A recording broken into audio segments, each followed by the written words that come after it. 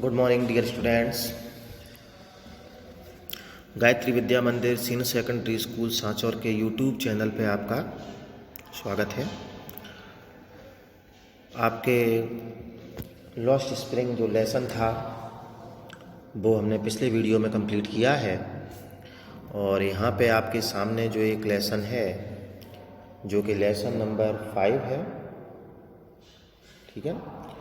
और इसका जो शीर्षक है India's gifts to the world. Indians नहीं, इंडियाज़ गिफ्ट्स है ना। India's gifts to the world यानी भारत के विश्व के लिए उपहार। पूरे संसार को भारत ने जो उपहार दिए हैं उनमें से एक उपहार है हाउ योगा हील्स। किसके बारे में? योगा। जो किसने दिया है? योग जो है वो भारत ने दिया है। तो हाउ योगा हील्स, इसके जो ऑथर हैं वो हैं टाइमोथी बर्जिन, ठीक है। एक तो पार्ट है हाउ योगा हील्स और एक पार्ट इसमें दे रखा है आपका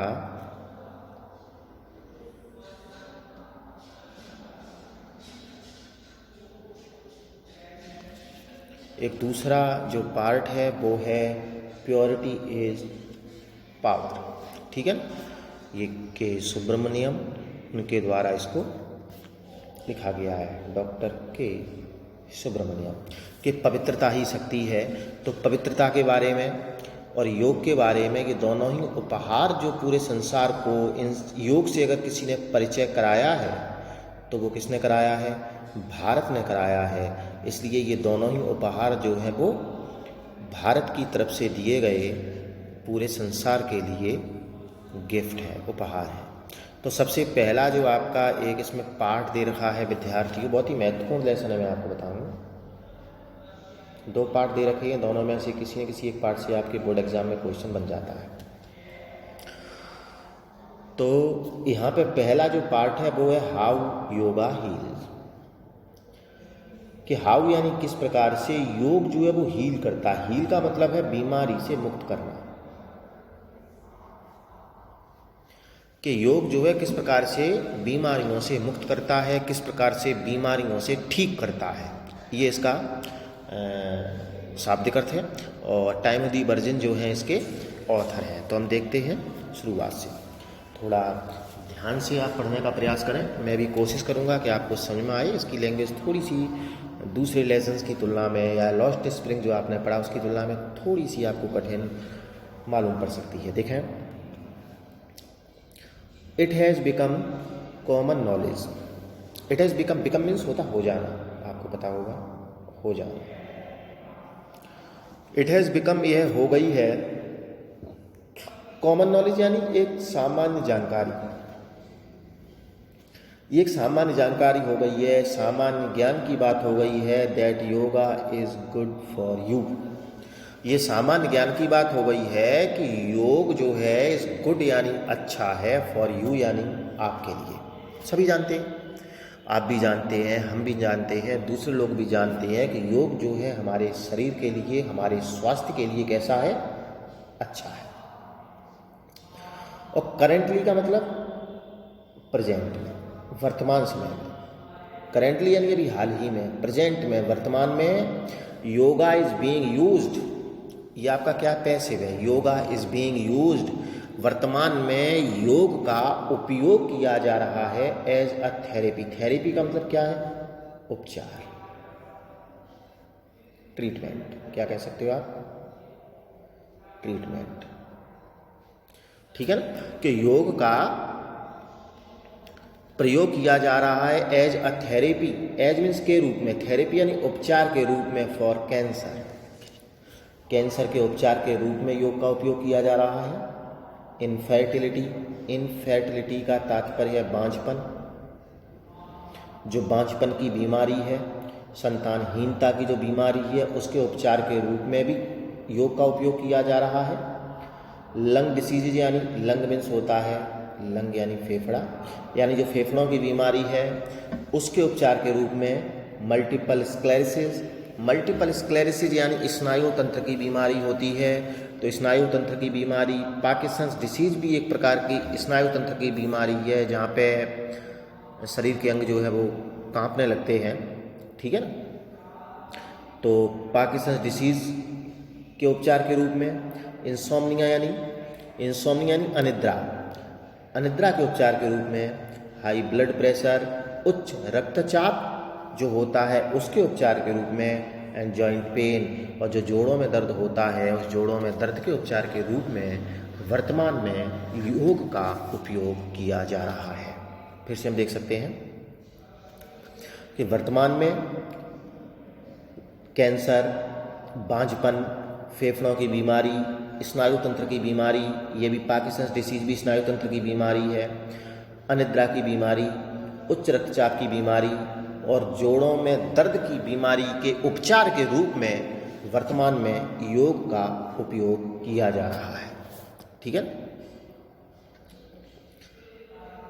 एट यानी फिर भी, मतलब इतनी जो वैसे तो लगभग सभी बीमारियों में है, मुख्य रूप से जो कैंसर है, बांझपन है, फेफड़ों की बीमारी है, स्नायु तंत्र की बीमारी है, अनिद्रा की बीमारी है, उच्च रक्तचाप और जोड़ों का दर्द, इन सभी बीमारियों के उपचार के रूप में वर्तमान काल में योग का उपयोग किया जा रहा है।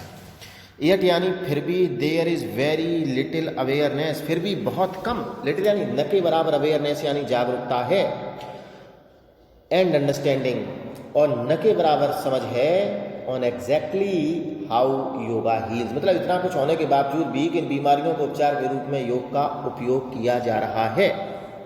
फिर भी इस बात की बहुत कम जागरूकता है, बहुत कम समझ है लोगों के बीच में कि एग्जैक्टली हाउ योगा हील्स, के योग जो है किस प्रकार से बीमारियों से व्यक्ति को मुक्त करता है या ठीक करता है, बहुत कम जागरूकता है। कहाँ पे? Even in the yoga and medical communities, कहाँ पे? यहाँ तक कि योग समुदायों में और मेडिकल कम्युनिटीज़ यानी चिकित्सीय समुदायों में अगर कोई सामान्य व्यक्ति अनविज्ञ हो, अनअवेयर हो तो चलो ठीक है, उसे हो सकता है पता नहीं है, लेकिन वो तो जो लेखक है वो कह रहे हैं कि जो योग समुदाय हैं, जो योग से जुड़े हुए संस्थान या जो लोग हैं, जो चिकित्सीय समुदाय या चिकित्सा से जुड़े हुए लोग हैं, उनके बीच में भी इस बात की बहुत कम समझ है कि योग जो है किस प्रकार से बीमारियों से ठीक करता है। द की का मतलब यहाँ पे आप कह सकते हैं इम्पोर्टेंट, ठीक है ना।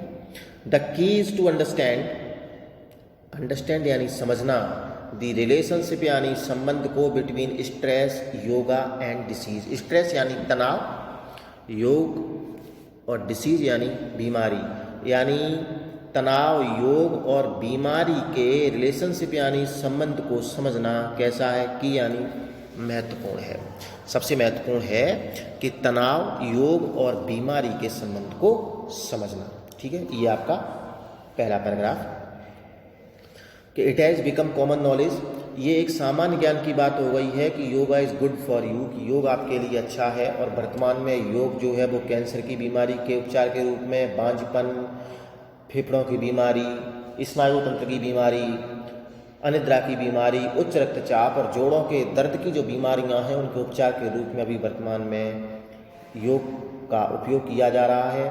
और फिर भी जो चिकित्सीय समुदाय हैं, जो योग समुदाय हैं, उन समुदायों में भी इस बात की बहुत कम समझ और जानकारी है कि किस प्रकार से योग जो है बीमारियों से मुक्त करता है। और सबसे ज़्यादा महत्वपूर्ण तो ये है कि तनाव, योग और बीमारियों के आपस जो परस्पर संबंध है उस संबंधों को समझना। देखें, इसका एक क्वेश्चन बनता है यहाँ से पहले पैराग्राफ से, उसको भी थोड़ा साथ में देखेंगे तो आपके लिए बहुत बेहतर होगा। ये रहा, for what diseases can yoga be a therapy, कि कौन सी बीमारियों के लिए, for what diseases can yoga be a therapy, तो आप कहेंगे yoga can be a therapy, yoga can be a therapy किसके लिए? Yoga can be a therapy for cancer, infertility, lung disease, multiple sclerosis, Parkinson's disease, insomnia, high blood pressure and joint pain, कि इन सभी बीमारियों के लिए उपचार के रूप में योग का उपयोग किया जा सकता है। ठीक है ना, यही पूछा था कि कौन सी बीमारियों के लिए can yoga be a therapy, कौन सी बीमारियों के लिए योग जो है वो उपचार हो सकता है। ठीक है, अब देखते हैं हम दूसरा पैराग्राफ। उम्मीद करता हूँ कि आपको ही समझ में आया होगा। ठीक है, फिर से देख लेते हैं थोड़ा।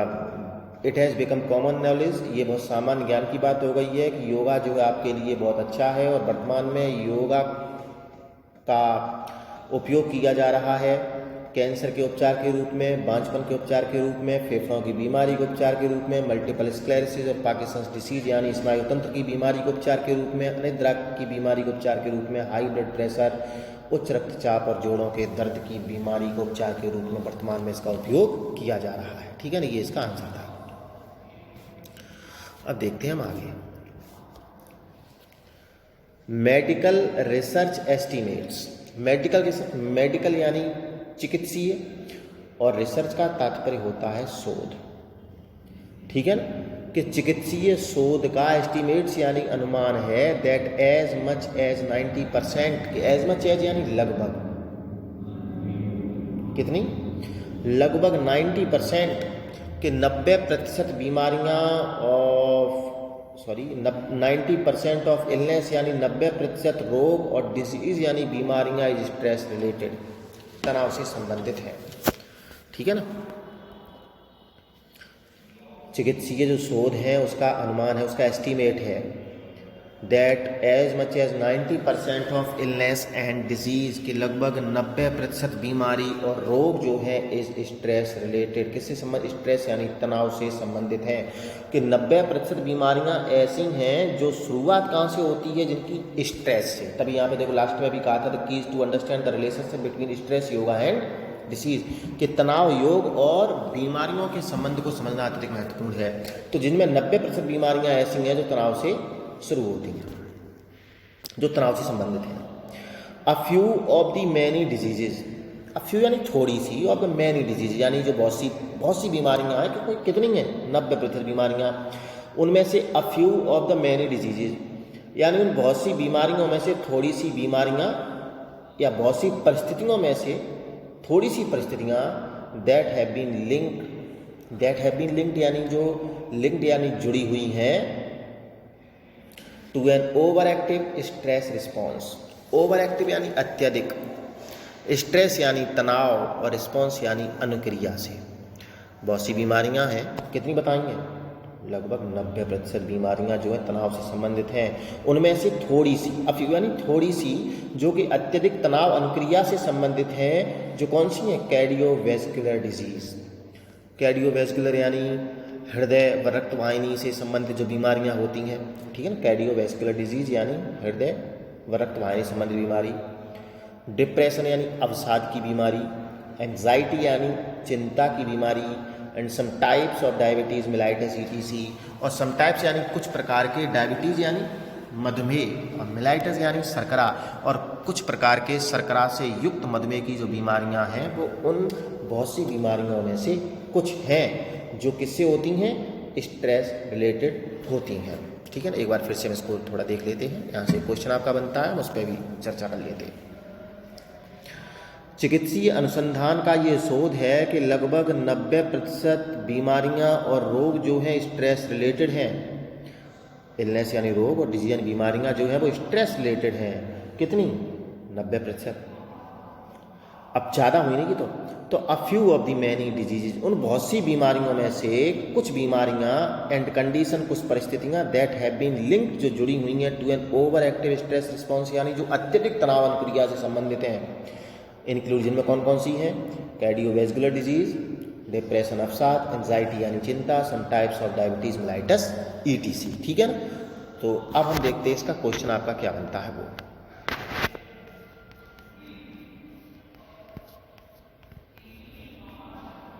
यस, सेकंड क्वेश्चन पहले भी हमने डिस्कस कर लिया था। सेकंड क्वेश्चन है which disease are caused by stress, कि कौन सी बीमारियां जो है वो कॉज्ड बाय स्ट्रेस यानी तनाव के कारण होती हैं। कौन सी बीमारियां तनाव के कारण होती हैं, तो वैसे तो 90% बीमारियां हैं जो तनाव के कारण ही होती हैं। Medical research estimates that as much as 90% of illness and diseases is stress related. एक तो इतना पार्ट हो गया। अब आप ये भी लिख सकते हैं एंड सम ऑफ देम, उनमें से कुछ जो हैं जो that have been linked to an over active stress response are cardiovascular disease, depression, anxiety, some types of mellitus ETC। ये आपका कौन सा क्वेश्चन है? जो सेकंड क्वेश्चन है उसका ये आंसर हो जाएगा। उसने पूछा था कि कौन सी बीमारियां हैं जो तनाव से संबंधित हैं, तो तनाव से संबंधित तो लगभग आपकी 90% बीमारियां हैं।